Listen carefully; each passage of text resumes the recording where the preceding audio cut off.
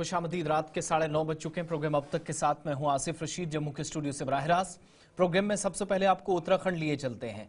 उत्तराखंड के श्रीनगर इलाके में एक हंगामा बरपा हुआ और इस हंगामे के बीच सियासत भी अब पूरे मुल्क के अंदर शुरू हो गई है।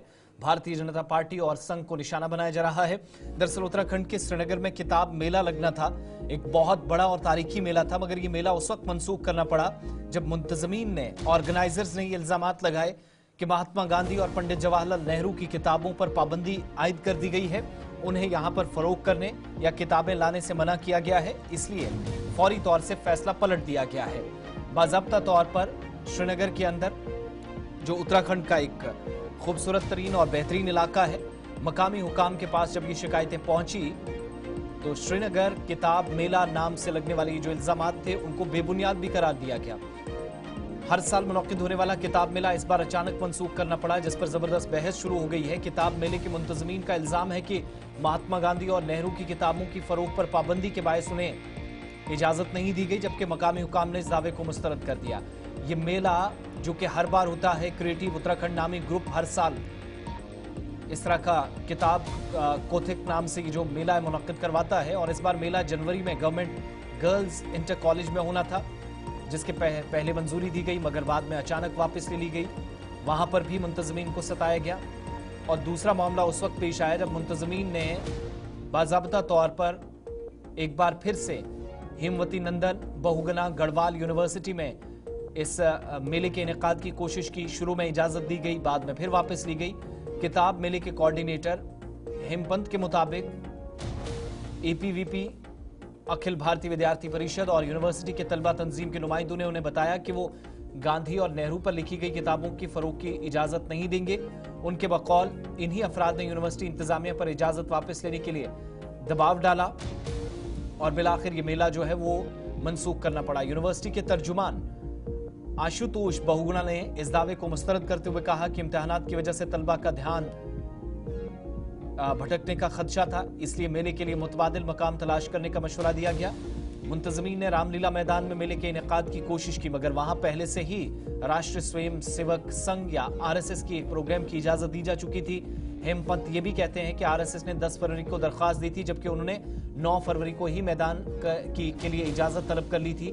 इसके बावजूद आरएसएस को तरजीह दी गई और आखिर में मुनासिब मकाम न मिलने की वजह से किताब मेले को मनसूख करना पड़ा, जिस पर मुंतजमीन और अदब से दिलचस्पी रखने वाले अफराद ने अफसोस का इजहार किया है। मकामी हुकाम ने इस फैसले को मामूल की कार्रवाई करार दिया है, जबकि मुंतजमीन ने इसे नजरियाती पाबंदियों से जोड़ा है और पूरे मुल्क के अंदर राइट और लेफ्ट विंग के दरमियान मुख्तलिफ किस्म के बहस मुबाहिसे और तबसरों का सिलसिला इस वक्त शुरू हो गया है।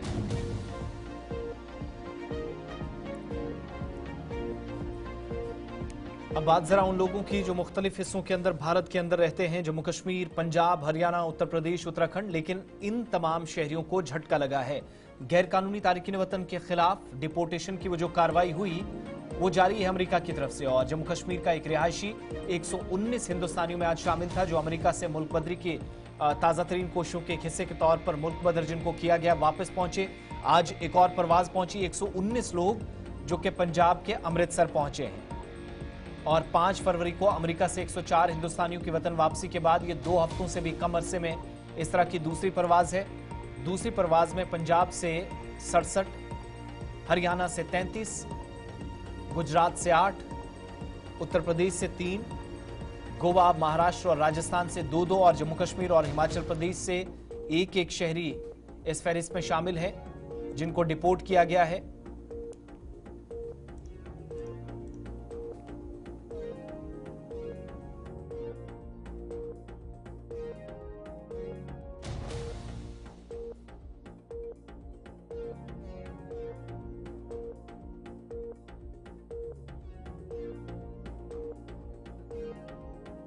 अमृतसर हवाई अड्डे पर पहुंचने की उम्मीद जताई जा रही है। मजीद डिपोर्टीज को लेकर एक और तैयारा कल यानी 16 फरवरी को आने का इम्कान है। गुज़श्ता हफ्ते अमेरिका से 104 शहरी जो पहली परवाज के जरिए वापस भारत पहुंचे थे और गैर कानूनी तारिकीन वतन को मुल्क बदर किया गया था। इधर मीडिया रिपोर्ट से भी बताती हैं कि कल एतवार को तीसरी परवाज 157 तारकीन वतन को लेकर वापस भारत पहुंचेगी। 5 फरवरी को 104, आज 119, कल 157 लोग वापस आने का मतलब यह है कि इंतहाई अफसोसनाक सूरत हाल है और इंसानियत सोच तरीके से हाथ पांव में हथकड़ियां डालकर इन शहरियों को भारत पहुंचाया जा रहा है, जिसका मतलब ये कि वज़ीर-ए-आज़म मोदी और अमेरिकी सदर डोनाल्ड ट्रंप की जो मुलाकात हुई थी वो भी एक तरह से दोनों मालिक के ताल्लुकात पर अगरचे बात हुई, लेकिन डिपोर्टेशन के मामले पर सूदमंद साबित नहीं हुई।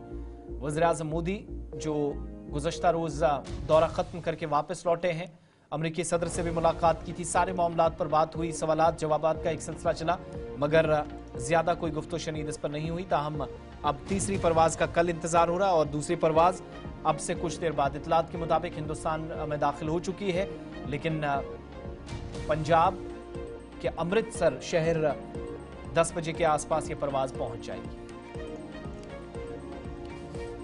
बात जम्मू कश्मीर की, जहां पर जम्मू कश्मीर इंतजामिया की जानिब से बैक टू बैक ऑर्डर्स जारी किए जा रहे हैं और जम्मू कश्मीर में जनरल एडमिनिस्ट्रेशन डिपार्टमेंट ने आज एक और हुक्मनामा जारी किया जिसमें तस्दीक की गई कि शबनम कामली जो कि सीनियर ऑफिसर हैं, उनको ARI और ट्रेनिंग डिपार्टमेंट के एडमिनिस्ट्रेटिव सेक्रेटरी की महकमाना प्रमोशन कमेटियों की निगरानी करने वाली आला सती कमेटी का रुकन मुकर्रर किया गया है।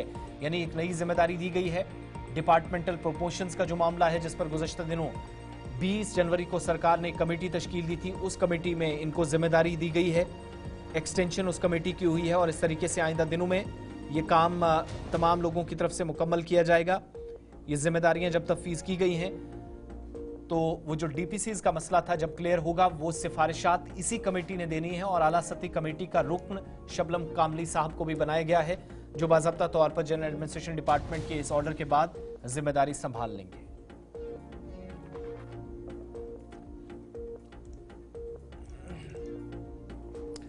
इधर सरकार ने आज ही एक और फैसला लिया और एक और अहम तरीन कदम के तहत जम्मू कश्मीर सरकार ने अर्बन लोकल बॉडीज और साथ साथ बाज़ाब्ता तौर पर जो मुख्तलिफ हिस्सों के अंदर OBCs को रिजर्वेशन, पंचायतों या फिर अलग अलग जो अर्बन लोकल बॉडीज हैं, बल्दियाती इदारे, उनमें दी जानी है रिजर्वेशन के हवाले से फैसला हुआ और बैकवर्ड क्लासेस कमीशन की मियाद में तोसी कर दी है। पिछले साल पंचायतों और अर्बन लोकल बॉडीज में दीगर पसमानदा तबकात या OBCs के लिए रिजर्वेशन पर काम करने के लिए जो कमीशन तश्कील दिया गया था, दरअसल इसकी मुद्दत खत्म होने के करीब थी। 28 फरवरी तक फिलहाल इसकी मुद्दत में तोसी कर दी गई है। सरकार ने पैनल की मियाद में 28 फरवरी तक जब तोसी का ऐलान किया तो 2024 में यह पहला मौका था जब मुंतखबा हुकूमत ने जस्टिस रिटायर्ड जनक राज कोतवाल को, जो IAS ऑफिसर हैं रही हैं, और उनकी सरबराही में राजकुमार भगत रिटायर्ड अफसर, प्रोफेसर डॉक्टर मोहिंदर सिंह बडवाल साबिक डीन स्कॉश जम्मू पर मुश्तमिल पैनल जो ऑलरेडी काम कर रहा था उसमें तोसी कर दी है और सरकारी ज़राए ने भी इस बात की तस्दीक की कि कमीशन इस माह के आखिर तक अपनी रिपोर्ट पेश कर देगा। पैनल की तरफ से रिपोर्ट जमा करना पंचायत और म्युनिसिपल इंतखाबात के इनेकाद के लिए बाज़ाब्ता तौर पर बॉल रूलिंग का तयन करेगा। अब जो रिपोर्ट यहाँ से तैयार होगी हुकूमत के पास जाएगी, उसी रिपोर्ट की बुनियाद पर अर्बन लोकल बॉडीज और पंचायतों के अंदर OBCs को रिजर्वेशन दी जाएगी। और इतना ही नहीं कि वो जो इंतखाबात वाली बात चल रही थी कि इलेक्शन जम्मू कश्मीर में कब होंगे, पंचायतों के अंदर, ULBs के अंदर, BDCs के इंतखाबात, ये प्रोसेस कंप्लीट हो जाएगा, ये मश्क मुकम्मल हो जाएगी। उसके बाद इंतखाबात के लिए भी एक तरह से राह हमवार हो जाएगी, जिस पर सरकार ये मानती है कि किसी भी तरीके से फिलहाल जल्दी ना की जाए।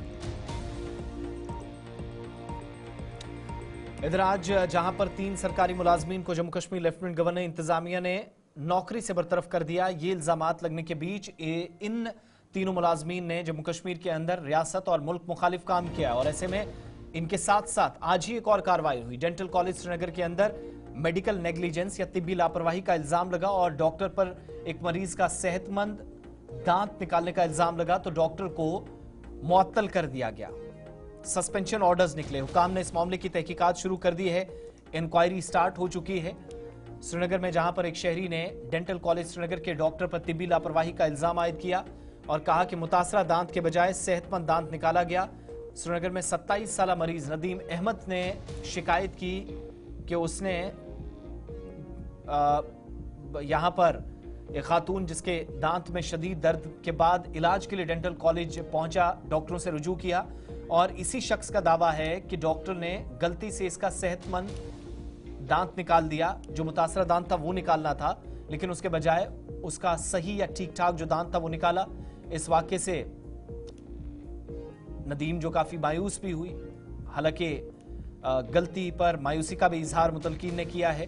डॉक्टर के खिलाफ कार्रवाई का मुतालबा किया जा रहा था और डेंटल कॉलेज श्रीनगर के प्रिंसिपल डॉक्टर एजाज शाह ने इस बात की तस्दीक की है कि मुतासरा डॉक्टर के बजाय जो दांत के बजाय सेहतमंद दांत निकालने की शिकायत मौसूल हुई थी, उस डॉक्टर को मुअत्तल कर दिया गया है।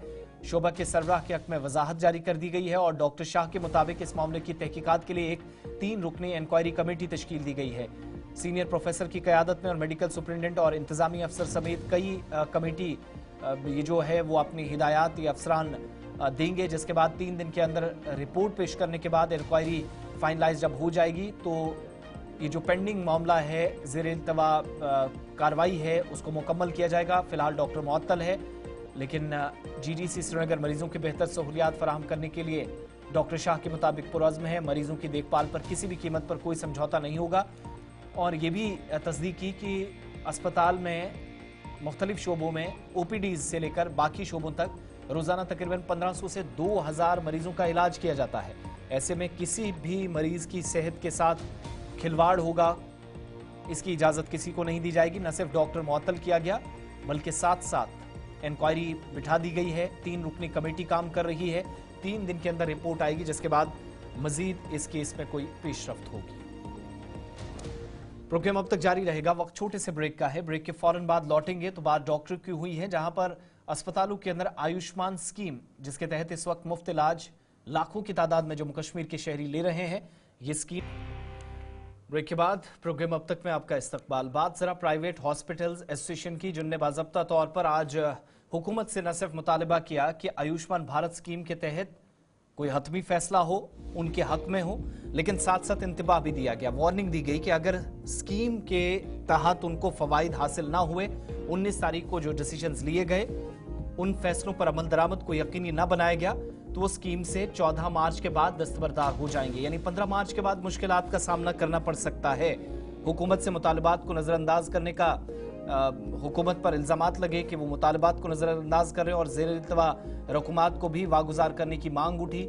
स्कीम के बारे में उनके मुताबिक कोई भी फैसला करने से पहले उनके साथ मुसलसल मुशावरत का एक दौर चला है, लेकिन कोई नतीजा नहीं निकला है। और उनने कहा कि ये हेल्थ इंश्योरेंस प्रोग्राम है जो अहल ख़ानदानों को मुफ्त या कम लागत में सेहत की देखभाल के हवाले से राहत तो पहुँचाता है, लेकिन हुकूमती सतह पर अगर कोई फैसला होता है तो इन तमाम लोगों को ऑन बोर्ड लिया जाए, स्टेक होल्डर्स के साथ, मुतलकीन के साथ बाज़ाब्ता तौर पर हुकाम मुशावरत करे, जिसके बाद किसी किस्म का कोई फैसला लिया जाना चाहिए। पिछला फैसला उनके मुताबिक गाइडलाइंस पर अमल दरामद ना होना, जो उन्हें शदीद नुकसान पहुंचा रहा, और कल को अगर स्कीम बंद होती है तो फिर बाइसे मुसीबत रोजगार के हवाले से भी ये स्कीम बनेगी, जहां कई लोगों के अस्पतालों से छुट्टियां हो सकती हैं। साल बहुत मुश्किलात हालात में I think this was a very critical period of medical sector, private medical sector, these 4 years, but still we have remained thick to thick through neck to neck we have worked with government. लेकिन अगर ऐसे हालात रहे हमारे लिए ये बिल्कुल sustainable नहीं होगा, क्योंकि 1300 रुपये में मुझे नहीं लगता है कोई डायलिसिस हम कर पाएंगे, कोई टॉन्सिल सर्जरी हम कर पाएंगे, कोई क्रिटिकल सर्जरी हम कर पाएंगे। तो इसमें ऑलरेडी जो है बिल्कुल पैकेज बहुत कम है। अगर 10% भी निकालेंगे फिर पेमेंट वक्त पर नहीं मिली और फिर हमें ये 4 प्रोसीजर्स भी निकाले इसमें से, फिर ये प्राइवेट सेक्टर के लिए वायबल नहीं है, will be forced to come out of scheme. हमारी सबसे बड़ी ये इस वक्त जो डिमांड है, एक तो ये है कि हमारे जो वेजेस है इनके पास वो जल्द से जल्द रिलीज़ किया जाए, ताकि हमें जो डिस्ट्रेस है हमको उससे हम निकलेंगे, जो हमारे ऑलरेडी डेट्स है वो उससे हम निकलेंगे। जो डिलेड पेमेंट्स में इनको 1% हमें देना है इंटरेस्ट कंपोनेंट, वो दिया जाए। जो रिसेंट स्कीम लागू हो गई पैन इंडिया, वो हमें दे आफ्टर 15 मार्च, और उसके अलावा जो ये 4 प्रोसीजर इनको नहीं निकाला जाए और 10% जो हमें ये डिडक्ट कर रहे हैं, जो ये एक अट्रासिटी, एक फाइनेंशियल अट्रासिटी इस वक्त हम पर कर रहे हैं, ये इंश्योरेंस कंपनी को ला रहे हैं, तो वो जब ये भीड़ उठाएंगे कल को हमारे लिए बहुत डिफ़िकल्ट होगा, फिर वो हमें ये नहीं इम्प्लीमेंट कर रहे हैं। इसलिए हम सब जमा हो गए हैं। हम चाहते हैं कि सबसे पहले इस प्रीपेड ऑफर को रोका जाए कुछ दिनों के लिए, हमारे साथ सलाह मशवरा, because we have been engaged for last 4 years with this scheme, and हमें भी ऑन बोर्ड लिया जाए। उसके बाद जो कंसेंसस डेवलप होगा उसके लिए हम तैयार हैं। यहाँ तक हमने हर एक दरवाज़ा खटखटाया है।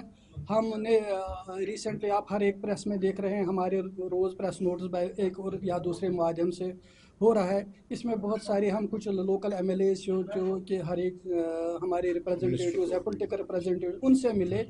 हम आयुष्मान भारत के सीईओ से मिले। तो हम कोशिश कर रहे हैं कि हम चीफ मिनिस्टर साहब से भी मिले हैं। अगर बजटरी कंस्ट्रेंट्स है इनको, मगर दैट डजंट मीन कि जो एक क्रिटिकल सर्विस है हेल्थ की, उसी पर ये लात मारेंगे, उसी को ये कर्टेल करेंगे। निजी शोबे को लेकर जो इकदामात डॉक्टरों के मुताबिक बिलखुसूस जो हेल्थ केयर जुड़े मामलात देखने वाले लोग हैं उनके मुताबिक निजी शोबे को काफ़ी चीज़ें मुतासिर कर रही हैं, लिहाजा कोई भी फैसला अगर होता है तो तमाम मुतलकिन को सबसे पहले एतमाद में लेना ज़रूरी समझा जाना चाहिए।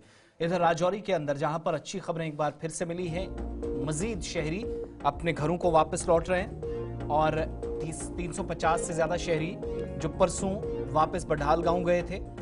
ताज़ा तरीन इतलात के मुताबिक 32 शहरी वापस बडहाल गांव आज रवाना कर दिए गए और एक तरह से इन तमाम लोगों को तन्हाई के उन मराकज़ में या क्वारंटीन सेंटर्स के अंदर रखा गया था, क्योंकि बडहाल के अंदर ज़िला राजौरी में 17 अमवात के बाद अफरा तफरी के आलम में इंतजामिया ने जब तहकीकात चल रही हैं तो मुतद्दिद लोगों को शिफ्ट कर दिया था। इसी दौरान ये फैसला लिया गया कि अब जब सेहतियाब भी हो रहे हैं, गैर यकीनी सूरत हाल से इलाका बाहर निकला है, तो आहिस्ता आहिस्ता ही सही लोगों को वापस भेजा जाए। आज जिन लोगों को वापस भेजा गया ये 3 खानदानों के 32 लोग हैं।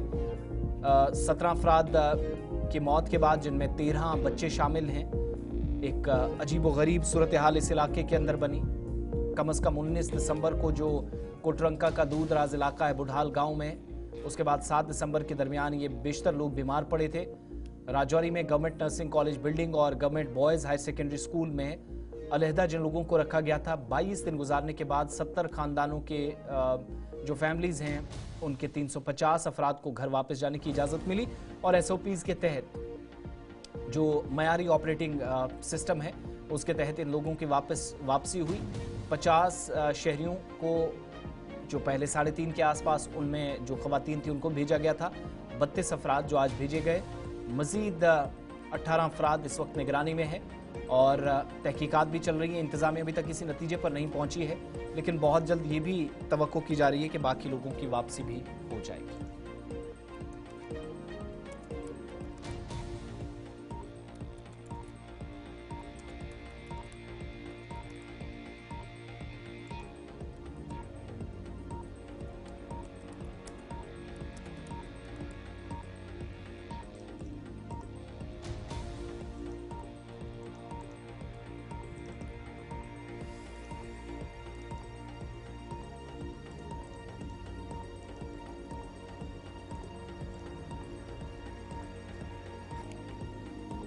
आगे बढ़ते हैं, बात सरहदी जिला पुंछ की, जहां पर मंडी तहसील में हवेली तहसील की गवर्नमेंट हाई स्कूल कलाई में एक तालिब इल्म पर मुबैना तशद्दुद के मामले की तहकीकात जारी हैं और चाइल्ड हेल्पलाइन यूनिट पुंछ की टीम आज मुतलका स्कूल पहुंची। टीम ने इस मामले की तफसीलात जानने के लिए स्कूल इंतजामिया, असातिज़ा और तलबा से बराह रास्त बातचीत की। इस मौके पर स्कूल के हेडमास्टर या फिर दीगर लोगों से भी बातचीत की गई। दीगर असातिज़ा ने भी तालिब इल्म के वालिदैन की जानिब से लगाए जाने वाले इल्ज़ामात को बेबुनियाद करार दिया और स्कूल में किसी भी उस्ताद ने तालिब इल्म पर कोई तशद्दुद नहीं किया। जो इल्ज़ामात थे बेबुनियाद और ख़बरों को भी गलत ठहराते हुए कहा कि इस मामले में बड़ी संजीदगी इंतज़ामिया की जानिब से बरती जा रही है। वजाहत करते हुए कहा गया कि स्कूल इंतज़ामिया ने मामले की स्कूल सतह पर बारीक बेनी से जाँच की, जिस दौरान तलबा और असातिज़ा के बयानात रिकॉर्ड हुए। मालूम हुआ कि मज़कूरा तालिब इल्म के साथ कोई ज़्यादती नहीं हुई। इस सिलसिले में गुलिस्तान न्यूज़ से स्कूल की जानिब से भी बात करते हुए तस्दीक की गई कि बाज़ाब्ता तौर पर स्कूल इंतज़ामिया इस मामले में संजीदा है और अगर कोई कोताही बरती गई तो गैर संजीदगी बरतने वालों पर भी इस सिलसिले में कार्रवाई होगी। गुलिस्तान न्यूज़ से बात की स्कूल की प्रिंसिपल की जानिब से अनीस फातिमा को सुनिए। वो मामला सामने आया, असम्बली हुई सुबह 10 बजे, ठीक है। तो कैलेंडर के मुताबिक जो हम बच्चों के होश के जो बच्चे होते हैं उन्हीं से उन्होंने थोड़े से वो कागज़ वगैरह उठाए, मतलब कोई रूम की सफाई नहीं करवाई। उसके बाद थप्पड़ तो किसी ने मारा नहीं बच्चे को, ठीक है, बच्चा 10 से लेकर 1:30 बजे तक हमारे पास रहता है। अगर बच्चे को कोई ऐसी चोट आती, हमारे साथ ही डिस्पेंसरी है, हम बच्चे को वहाँ पे ले जाते हैं। एक्चुअली अक्सर होता रहता है बच्चों को, कभी कोई पेट दर्द होता है, सर दर्द होता है, हम खुद ले जाते हैं बच्चों को। मेरे टीचर खुद यहाँ तक कि पुरुष तक भी बच्चों को पहुँचाते हैं अगर ज़्यादा प्रॉब्लम आ जाए। तो बच्चा तो मेरे पास आया ही नहीं। तो 1:30 का टाइम था, तो उसे टीचर से उसके बड़ा भाई आया, उसने छुट्टी मांगी कि मुझे सर दर्द है। तो मैं इधर नीचे ही रहता हूँ, तो टीचर ने छुट्टी दे दी और वो बच्चा उसके साथ चला गया। मतलब तो ऐसा तो कोई हमारे नोटिस में अगर बच्चे को लगती तो बच्चा मेरे पास ही आता ना, मैं देखती कि मतलब क्या हुआ, किसने थप्पड़ मारा। तो ये तो बाद में पता चला कि बच्चे को कहीं जी दांत गिरा। तो लेकिन टीचर से जब मैंने पूछा इस बात की, मैंने इंक्वायरी की, मतलब उसने कहा, उसने कसम करके मुझे कहा कि मैम ऐसी कोई बात नहीं है, ना मैंने कोई थप्पड़ मारा। और पूरा घंटा मैं जब तक क्लासें एंगेज होती मैं ग्राउंड में ही थी। मतलब अच्छा, जब ये मामला पूरा पेश आया था, जो वालिदैन है बच्चे की, आप तक नहीं, मेरे साथ मेरे पास कोई उन्होंने कोई मैसेज नहीं किया, कोई फ़ोन नहीं किया, कुछ नहीं किया उन्होंने मेरे से। हाँ, तो आपने क्या अपने लेवल पे क्या इंक्वायरी की? मैंने अपने स्टाफ के साथ सारा स्टाफ बिठाया, कल भी बिठाया, परसों उस दिन भी जब 3:30 पौने 4 का टाइम था, मैंने कहा, मतलब मैंने सुनी बात जब फ़ोन पे, तो मैंने कहा क्या मसला है। उस वक्त कहने लगे कि ये मसला है। फिर मैंने कहा, फिर मैंने टीचर को भी बुलाया उसको, उसने कसम करके मुझे कहा कि मैम मैंने नहीं मारा थप्पड़। तो बच्चों को जब हमने पूछा क्या बच्चे को मार पड़ी, बच्चे ने कहा कि इसके दांत 2 दिन पहले भी कहते कि दांत हिलते हैं। अब रास्ते में क्या हुआ, बच्चे को दांत खुद गिर गया या कुछ हुआ। अगर देखो टीचर थप्पड़ मारता, स्वेलिंग होती बच्चे को, कोई जबड़ा टूटता, तो ऐसी तो कोई बात नहीं ना होगी। और साथ में हम सामने जो खड़े हैं इधर, तो हमें तो पता चलता ना कि बच्चे को कहाँ लगी है। तो ऐसा तो कोई मसला ही नहीं हुआ। उस्ताद की तरफ से तो मैं कहती हूँ कि उनकी तो इसमें उन्होंने थप्पड़ तो मारा ही नहीं है बच्चे को।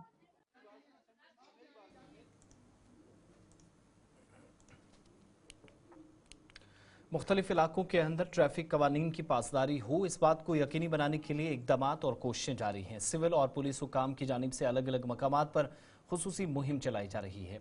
इधर खित्ता पीर पंजाल के अंदर भी पुलिस और सिविल हुकाम सड़क हादसात को कम करने की कोशिश में मसरूफ़ है, ताकि माजी में हुए नुकसानात से सबक लेकर दौरे हाजिर में नुकसान से बचा जाए।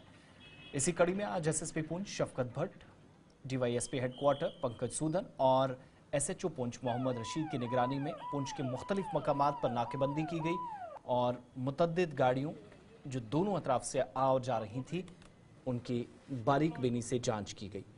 इस बीच 2 व्हीलर्स के खिलाफ भी सख्ती बरती जा रही है। ARTO पुंछ बशारत महमूद के मुताबिक मुख्तलिफ इलाकों के अंदर मुतलका हुकाम हम आहंगी को यकीनी बनाते हुए कोऑर्डिनेशन के साथ आगे बढ़ रही है और काम जारी है। अभी जो है DSP हेडक्वार्टर साहब की अध्यक्षता में जो है यहाँ पर मैंने देखा SHO साहब भी और उनका पूरा अमला है। रात को हमने यहाँ पर कई बार देखा है जो हमारी यंगर जनरेशन है ये बाइक पर स्टंट्स मारते हैं। एक तो अब तो ज़्यादा नहीं रहे हैं, अब कुछ हैं जो जिन साइलेंसर्स में जो है वो उन्होंने वो निकाल दिया और उसकी आवाज़ ज़्यादा है। और तीसरा जो देखने में आया है कि हेलमेट जो है अभी भी बहुत सारे जो हमारे नौजवान बच्चे हैं वो हेलमेट्स नहीं लगाते हैं। तो मैं आपको बताऊं कि जो गाड़ियां चलाने वाले हैं कम से कम एक सीट बेल्ट लगाएं, ज़रूर लगाएं। और दूसरा जो है डॉक्यूमेंट्स परफेक्ट होने चाहिए। इधर डिप्टी कमिश्नर पुंछ विकास कुंडल ने आज PM सूर्य घर मुफ्त बिजली योजना के नफाज पर पेशरफ्त का जायजा लिया। पुंछ में मुख्तलिफ हिस्सों के अंदर जहां स्कीम के तहत इंतजामिया की जानिब से मुस्तफीन तक पहुंचने की कोशिशें जारी हैं। DC ऑफिस कॉम्प्लेक्स में मीटिंग हॉल में एक मीटिंग की सदारत डिप्टी कमिश्नर ने की, जहां पर PM सूर्य घर मुफ्त बिजली योजना के नफाज और पेशरफ्त का तफसीली जायजा और मुतलका अफसरान से खाका भी लिया गया। मुख्तलिफ इदारों जिनमें GPDCL पुंछ के इलेक्ट्रिक डिवीज़न के एग्जीक्यूटिव इंजीनियर व दीगर मौजूद थे, एक तफसीली पावर प्रेजेंटेशन के जरिए डिप्टी कमिश्नर को आगाह करते नजर आए कि स्कीम के मकासद और फ़वाइद जो वजाहतन अवाम तक पहुँचने चाहिए, ताकि तमाम शहरी जो अहल हैं वो इस दायरे में लाए जा सकें। उसके लिए हमने जो अपने पूरे डिपार्टमेंट के एम्प्लॉइज़ हैं, चाहे वो जनरेशन बैंक के हों, ट्रांसमिशन के हों, सब ट्रांसमिशन के हों, डिस्ट्रीब्यूशन के हों, JNK बैंक के एम्प्लॉइज़, उन सबको बुलाया था ताकि हम स्कीम को अच्छे से पूरी डिस्ट्रिक्ट में जो है हम उसको इम्प्लीमेंट कर पाएँ और घर घर इस स्कीम के बेनिफिट्स को हम उसका जो मैसेज है वो लेके जाएँ। अपने एम्प्लॉइज़ को भी, लाइनमैन्स को, हमारे मीटर रीडर्स को भी मोटिवेट किया है ताकि वो भी इस स्कीम को अपनाएं और अपने जो अड़ोसी पड़ोसी हैं उनसे भी स्कीम को लाएँ। अब तक डिस्ट्रिक्ट में 49 कनेक्शन जो है PM सूर्यघर के वो दे चुके हैं और हमारा टारगेट है बहुत जल्दी हम इस नंबर को 500 पे ले जाएँ टिल 31 मार्च, ताकि ये इस समर से आने से पहले हमारी जो डिस्ट्रिक्ट में काफ़ी इस स्कीम का जो एक्सटेंशन हो जाए। हमें बैंक की जो लोन्स हैं उसके लिए भी लोगों को अवगत कराया है। जो हमारे JK बैंक के रिप्रेजेंटेटिव्स हैं उन्होंने कैसे लोगों को इसमें हैसल फ्री बनाया है उसके लिए भी उन्होंने जो हमारे एम्प्लॉइज़ को गाइड किया। मैं मीडिया के जो हमारे भाई हैं उनके थ्रू भी ये मैसेज देना चाहता हूँ कि स्कीम जो हमारे लोग हैं, हमारी जनता है, इस स्कीम को अच्छे से अपनाएं ताकि ये रुकन असम्बली पुंछ और नेशनल कॉन्फ्रेंस के सरकर्दा रहनुमा एजाज अहमद जान मुख्तलिफ इलाकों में अवामी राब्ता मुहिम को यकीनी बनाने और हमआहंगी को यकीनी बनाते हुए इन दिनों सरगर्म नजर आ रहे हैं। आज मंडी के दूर अफ्तादा इलाके, बलनाई व मुलाका इलाकों का दौरा किया और अवामी राब्ता मुहिम को उन्होंने जारी रखा। मकामी शहरियों की जानिब से मुख्तलिफ इलाकों में इकट्ठे होकर आज रुकन असम्बली का पुरतबाक इस्तकबाल किया गया और अलग अलग मकामात पर अवाम को दरपेश चैलेंजेस या मुश्किलात एजाज जान के नोटिस में लाए। एजाज जान ने मकामी आबादी का देरीना मुतालबा पूरा करते हुए राशन डिपो के तोसी काउंटर का भी आज इस इलाके में इफ्तिताह किया।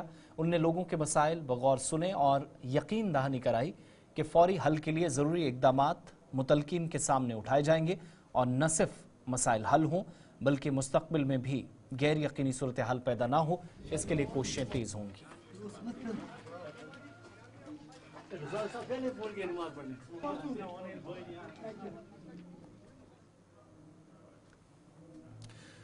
चलिए वक्त एक छोटे से ब्रेक का है। प्रोग्राम अब तक में बस इतना ही। ब्रेक के उस पार बजट के हवाले से खास प्रोग्राम।